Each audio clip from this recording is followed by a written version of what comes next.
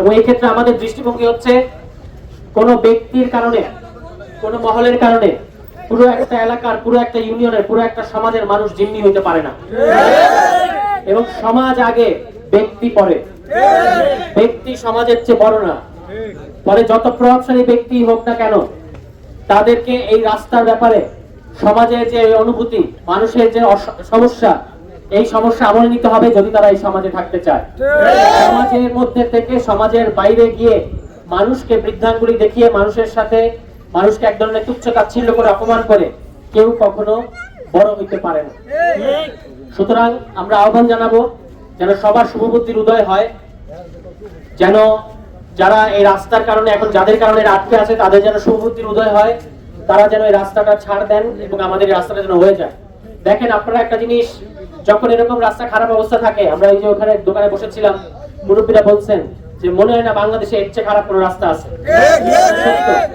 এবং আপনি দেখবেন রাস্তা খারাপ হইলে আপনার সরকারের কাছে ধর্ণা দিতে হয়, প্রশাসনের কাছে গিয়ে অনুনয় বিনয় করতে হয় যে আমাদের রাস্তাটা ঠিক করে দেন। কিন্তু আশ্চর্যজনক ব্যাপার হচ্ছে এই রাস্তার জন্য সরকার কিন্তু টাকা স্যাংশন করে দিচ্ছে। এখানে কিন্তু সরকারি বরাদ্দ আছে, মানে এমন না যে এটা টাকা নাই এটা রাস্তা হচ্ছে না, টাকা এখানে দিয়ে রাখছে সরকার। এখন সরকারের বক্তব্য হচ্ছে, আমি সরকারের উচ্চ পর্যায়ে কথা বলছি, আমাদের ডিসি সাহেব, নতুন ডিসি সাহেবের সাথে আমি কথা বলেছি, তারা কিন্তু যথেষ্ট আন্তরিক এই রাস্তার উপর। তারা আমাদেরকে বলছেন দেখেন এই সমস্যা যদি থাকে আমরা কিভাবে কি করব। পরে যেটা হবে, যদি মীমাংসা না হয় তাহলে টাকা উঠায় নিয়ে যেতে হবে। এখন আপনার মানুষ বিভিন্ন জায়গায় উন্নয়নের জন্য টাকা পায় না, সরকারের টাকা আদায় করতে আপনারা জানেন যে জুতার থলি ক্ষয় করে ফেলতে হয়। এখানে আমরা এত ভাগ্যবান যে মাত্র 8 কিলোমিটার একটা রাস্তা বাকি আছে। এই 8 কিলোমিটারের মানে রাস্তার বরাদ্দ সরকার দিয়ে রাখছে, প্রকল্প পাস হয়ে গেছে।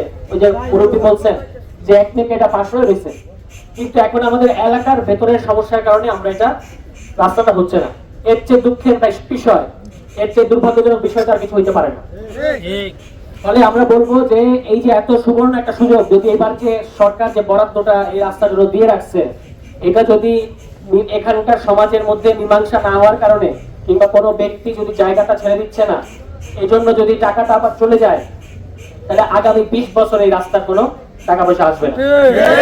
আমরা চাই নির্বাচন যখন হওয়ার হবে এই রাস্তার কাজ আজকে থেকেই পারলে শুরু হোক।